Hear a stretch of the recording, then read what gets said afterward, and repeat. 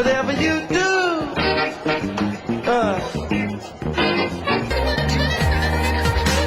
Whisper it to me, Sam. Whisper it to me, Sam.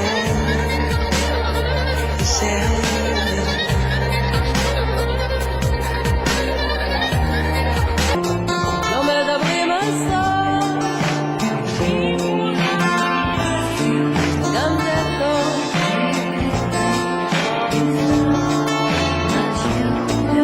גם זה טוב.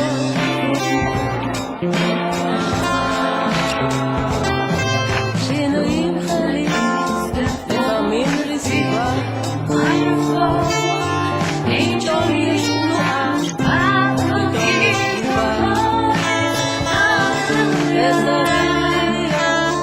כל הזמן מוזמנים, גם רופאים מנוסים וקווים לניסים. כרגע זה נראה לא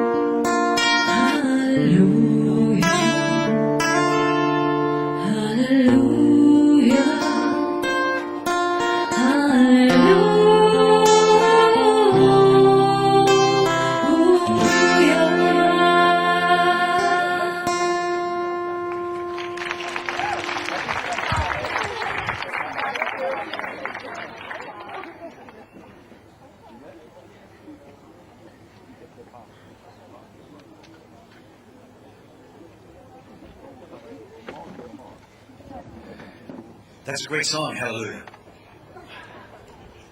I kind of remember it from the 1960s at Columbia University, just to date myself.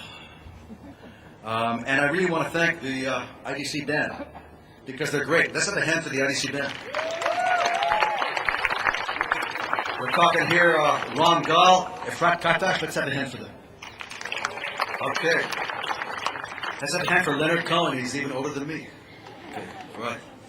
Now, I'd like to introduce some of the folks here on the dais before we get into the action here, and bless all of you students who are so outstanding. To my left is Dr. Karen Ayal. She is the head of the RRIS track in the School of Communications. She is enthusiastic. She cares about what she does. And she's goal-oriented. Very important. Next to her is her boss. Glad he's smiling. Dr. Noam Lemostrich Latar.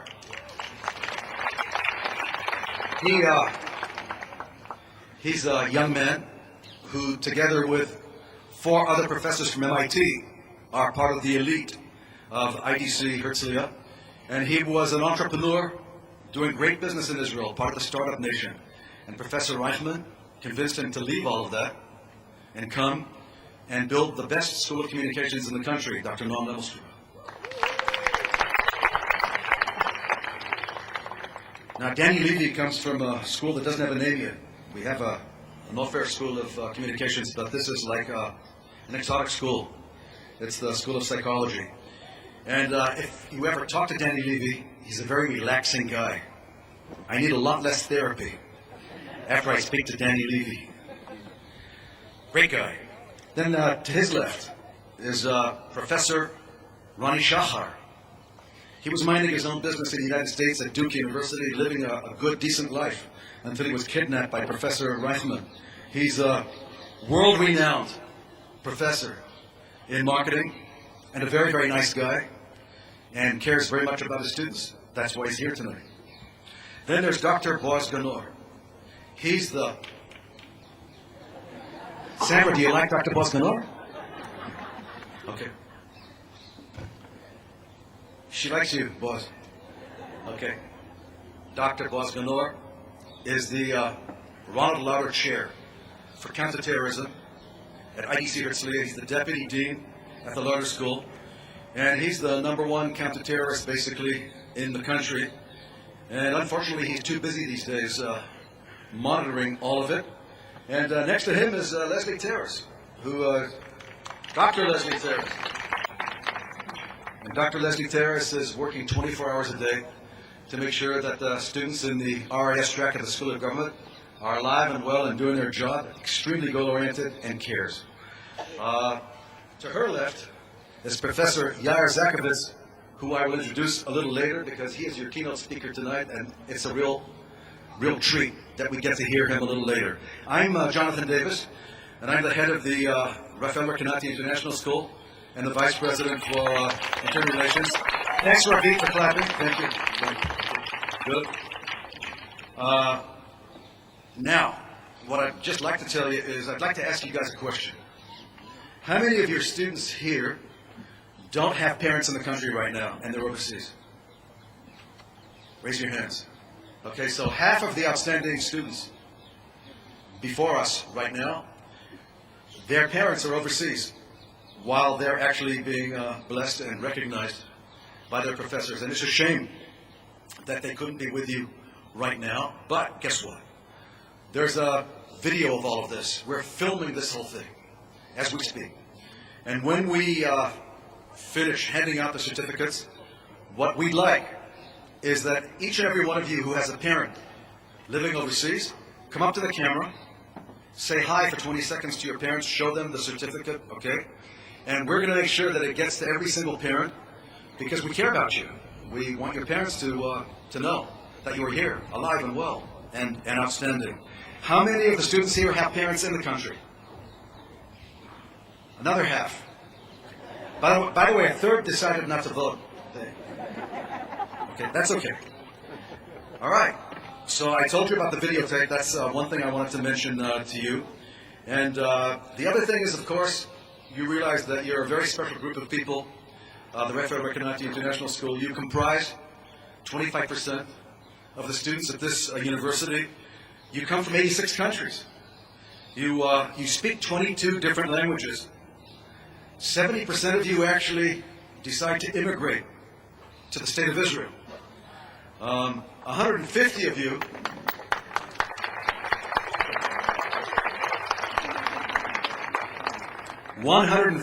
of you graduates are actually serving in the IDF. And I just saw an outstanding student who's serving in the External Relations Unit of the Air Force. Where are you? Stand up, please. Stand up. Let's have a hand. Okay?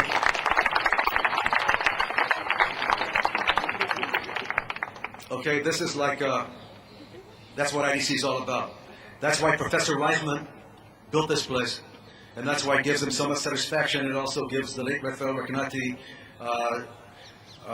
his family, a tremendous amount of satisfaction. Now, we're just about to observe the festival of Shavuot. This evening is going to be Rosh Chodesh Sivan. And, on Shavuot, we harvest the fruits. And you are the best of the fruits of IDC, so we love to harvest you. And in addition to everything else, the book of Numbers, the book of Bamidbar, which we're going to be reading this Shabbat, they have a census there. They put a census together. And this census, actually, they counted. They decided to count. Maybe they counted because they believed that we should all share the burden of serving in the IDF together. Maybe that's one reason. Maybe another reason is because every single person is important. And every single one of you is important. But since I started delving down into the Bible, and we have an expert here, Professor Yair Zakovitz, I think it's time that I should invite him to deliver the keynote. And I want you to know something about Professor Yair Zakovitz. Professor Yair Zakovitz is the Father Tajegi Otsuki Professor of Bible at the Hebrew University of Jerusalem and Professor of Jewish Peoplehood at IDC Herzliya. He received his education at the University of Haifa. That's because IDC didn't exist in those days, of course. In Hebrew literature, Hebrew language, and biblical studies. And an MA at the Hebrew University of Jerusalem, a PhD at the Hebrew University of Jerusalem. And Professor Yair Zakovitz served as the head of the Institute of Jewish Studies at the Hebrew University for a number of years and was the Dean of Humanities for a great number of years. And I was very, very lucky and happy to be the Director of External Relations at the Hebrew University when Professor Yair Zakovitz was serving. I should just mention to you that Professor Zakovitz was the in-house professor of Bible at the President's house, the President of the State of Israel, that is, when Ezra Weizmann was the President of the State of Israel. I should also mention to you that a fellow such as Professor Zakovitz, it shouldn't surprise you if one of these Days of Independence you just might see him get the Israel Prize for Bible and for scholarly work, and therefore we're very pleased that Professor Reisman convinced Professor Yair Zakovitz to come and be a professor at this university, because you are outstanding, Professor Zakovitz, and now please address these outstanding students.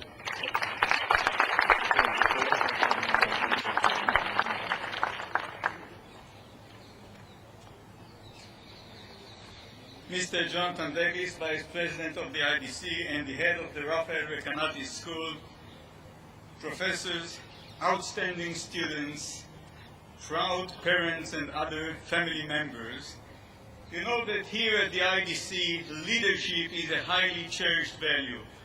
So let us look now into the roots of this value in our tradition in the Hebrew Bible.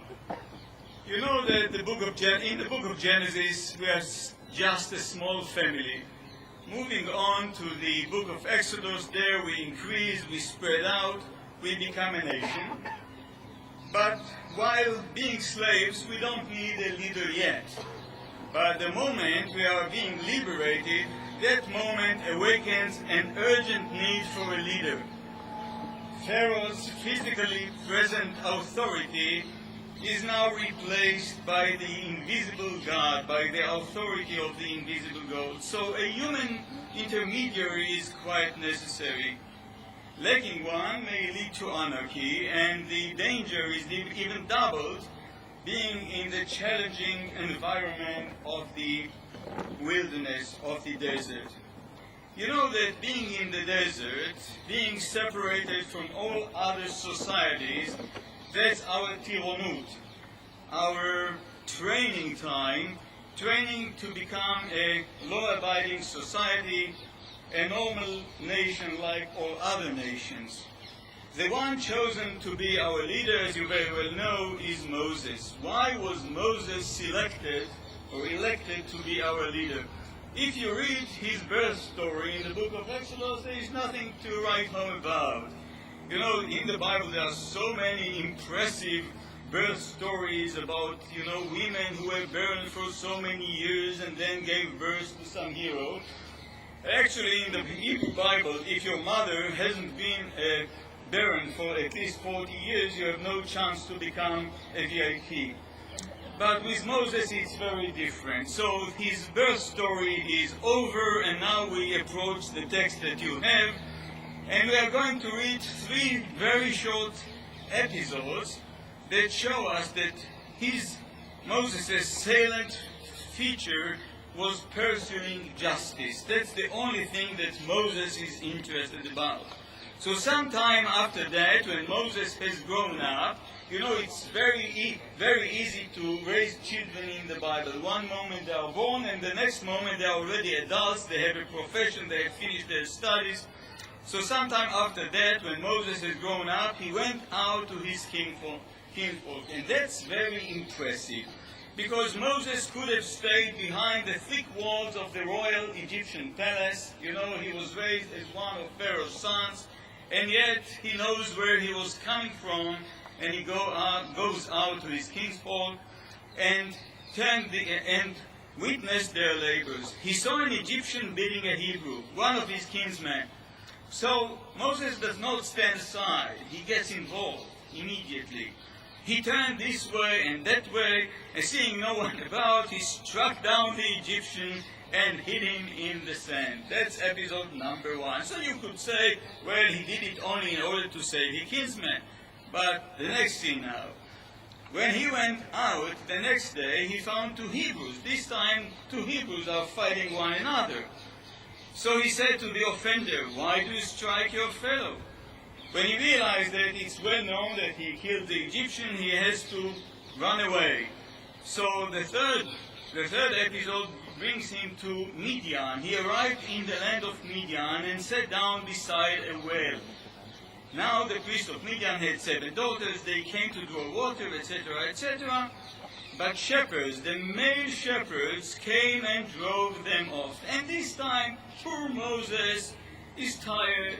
He's a refugee. He doesn't know anybody in Midian. And yet this young gentleman, this feminist, you know, immediately stands up to save the daughters of Jethro. Moses rose to their defense and he watered their flock. He's quite a brave man. So now we are very highly impressed with his careful justice, but he has some other features that make him a true leader. Well, Moses doesn't have a big ego. When God chooses him for the job, he says, "Who am I that I should go to Pharaoh and free the Israelites from Egypt?" He does not seek office. He has his hesitations. He is not sure that he is the right man in the right place. And yet, he will defer to God's command. And Moses is very humble, as we hear, text number 3, the book of Numbers. Now, Moses was a very humble man, more so than any other man on earth. Well, I don't know many leaders, many world leaders in the present who are so humble, who are not seeking office. Moses is very, very special. And Moses is also a prophet. If you want a great definition of prophet, what a prophet is, look at the book of Genesis, where we have the first mention of prophet in the Bible. And here we read, God is telling the Philistine king Abimelech, "Therefore restore the man's wife," because Sarah was taken by the Philistine king. "Since he is a prophet, he'll intercede for you to save your life." That's what prophets are. If you have the wrong impression that a prophet is God's representative down here, now you learn that prophets are also our representatives up there. They have to ask God for mercy to help us. And that's what Moses is. And indeed, if you look at text number 5 now, you know the story of the golden calf. God was very upset with us for making the golden calf. God wants to destroy us. Now Moses says, "If you will forgive their sin, well and good. But if not, erase me from the record which you have written." But unfortunately, Moses, who is almost a perfect person, not perfect, we have no perfect people in the Bible, and for a very good reason, because I'm told every morning when I'm just open my eyes how far from perfection I am, and I cannot learn anything from perfect people. So that's why the Bible cares about presenting people who make mistakes, who sin here and there, and even Moses is not perfect, but he's almost perfect. But now Moses is dead. After Moses, Joshua gets the job, and Joshua is also a prophet. But when Joshua dies, and the whole generation that was eyewitnesses the wonders that God performed for Israel, when this generation is gone, now the Israelites turn to worship idols. And God is punishing us through our leaders. You know that every generation gets the leadership it deserves. Think about it. Anyway, so now the quality of leadership is deteriorating. No more prophets for us as leaders. Now we have the judges or the chieftains in the book of Judges. And tonight, before you go to sleep, read the whole book of Judges, and you'll find out that even within the book of Judges, the quality of the judges is deteriorating all the time. Just think about the last one, Jephthah and Samson. Nothing to be proud of. And at the end of, no surprise that at the end of the book of Judges, we hear the people of Israel screaming for a king. Let us have a king. Well, the Bible is not very fond of this type of government. God is very frustrated with kingship. And you can see it from the law in the book of Deuteronomy, number 6, text number 6. The only law in the 5 books of Moses that deals with kingship. If after you enter the land that your God has assigned to you, and taken possession of it and settled in it, you decide, I'll set a king over me. Meaning it's not God's idea, it will be your idea. It will be your bad idea, actually. As do all the nations about me. Meaning, why do you need a king? Why do you want a king? Because you want to be like all other nations, not because you really need it. You are just imitating all other societies. I'll set a king over me. They say, as do all nations about me. You shall be free to set a king over yourself, but God is protecting us by putting some prohibitions on the king, on the future king. I'll read just 2 or 3 of them. For instance, moreover, he shall not keep many horses, etc. And he shall not have many wives, lest his heart go astray. Nor shall he amass silver and gold to excess. Very nice. Meaning the king should be humble. The king should not use his office in order to become rich, in order to impress his people. And the most advanced part of this law, when he is seated on his royal throne, he shall have a copy of this teaching written for him on a scroll by the Levitical priests. Let it remain with him, and let him read in it all his life. Meaning the Israelite king is not a lawgiver.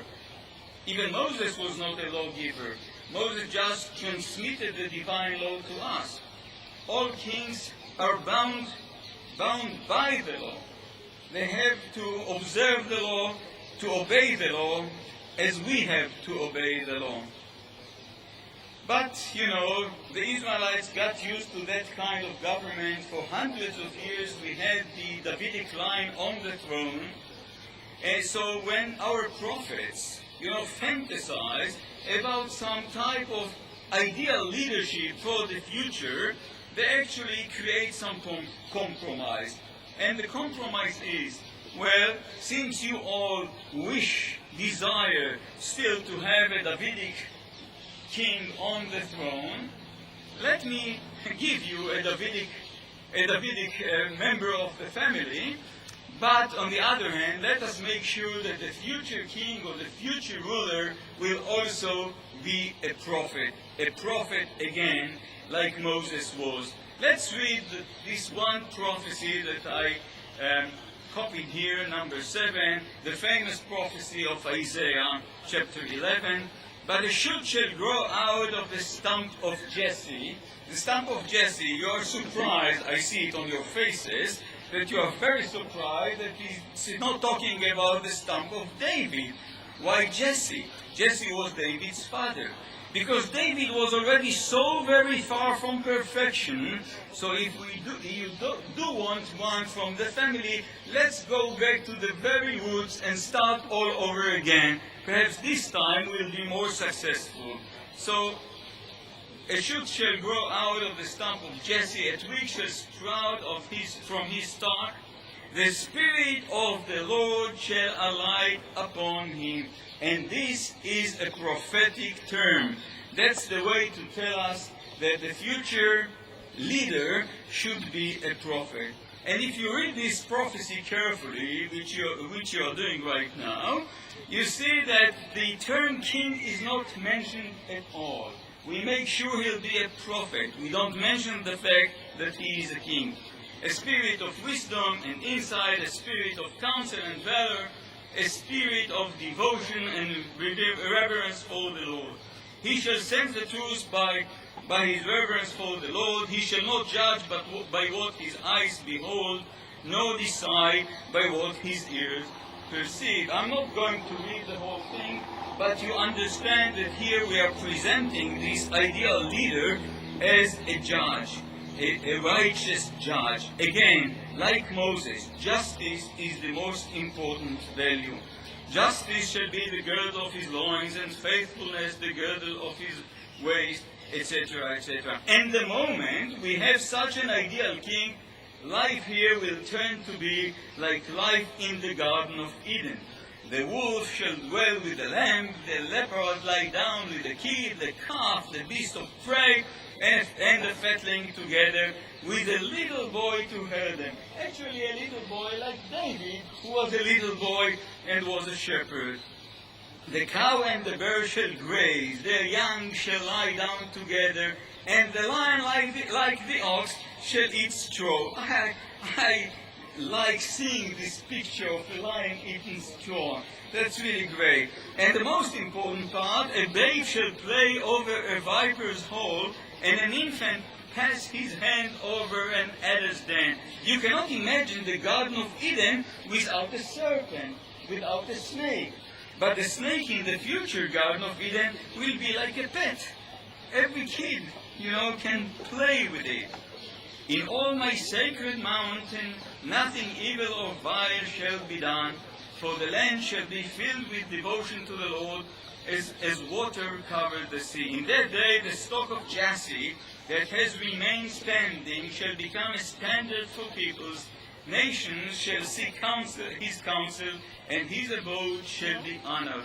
With such leadership, we will be a beacon to the nations. So, in conclusion, leadership founded on courage, humility, justice, and of course, don't forget the visionary element. With such kind of leadership, we can make this place the Garden of Eden. Thank you very much.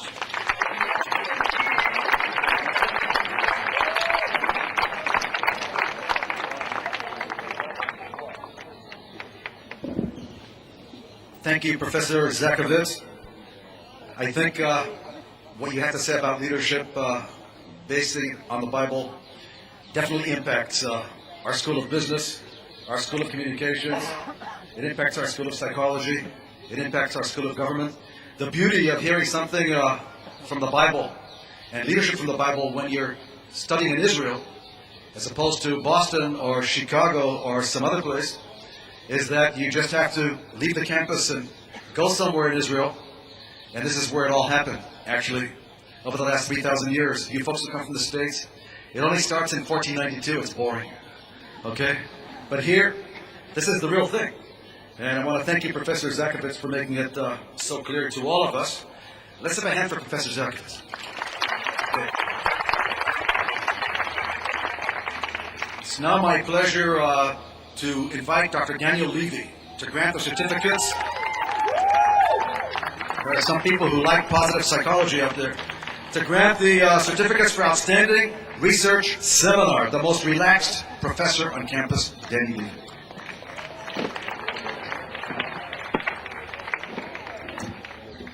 Thank you, Jonathan. In addition to the courses and teaching and other study activities that we have here at IDC, we put a premium on getting our students involved in research projects, because by doing research, the students are not only passive consumers of knowledge which is given to them by their professors and other teachers, but rather they themselves learn how to go out into the world of information, the world of facts and events, and to find out the truth for themselves. So this past year we started a new process here where we began to award a prize for the most outstanding research paper that was written in the research seminars that are part of the curriculum in many of the schools here. And I'm pleased to announce that the winners of the prize this year are Tali Brooks, Avital Brooks, and Elaine Cohen, who happen to be students of the School of Psychology. Tali, in addition to the outstanding work that she did here, also did a research internship in my laboratory on a completely different project. But in conducting their research, they were not only scientifically minded, methodologically rigorous, and extremely clear in their formulation of the results, they were also very, very clever and creative in their choice of topic. So the title of their paper, which wins the award, is Poker Face. Poker as a practical domain to exhibit advantageous qualities of avoidance attachment orientation. If you can do that, you can succeed in life. So I want to call Tali and Elaine up to receive their award, which will be handed to them by El Ramati, who is our registrar for the program.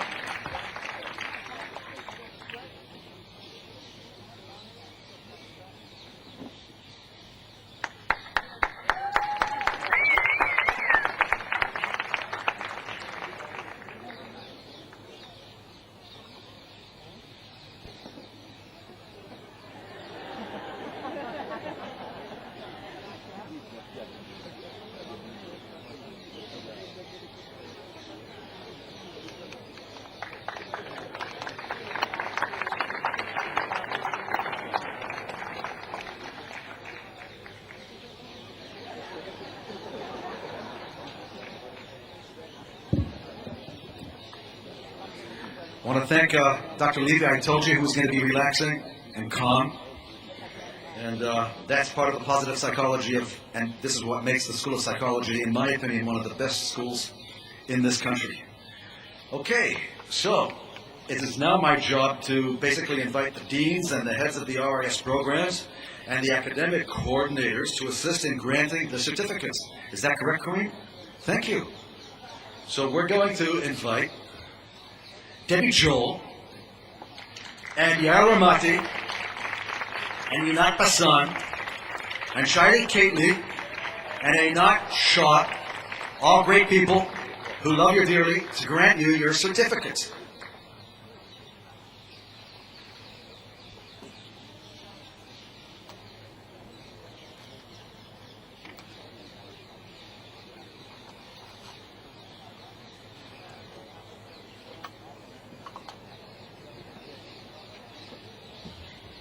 Good evening, the students according to their descending GPA. We will start with the business students. I would like to invite Professor Roni Shachar to confer the certificates.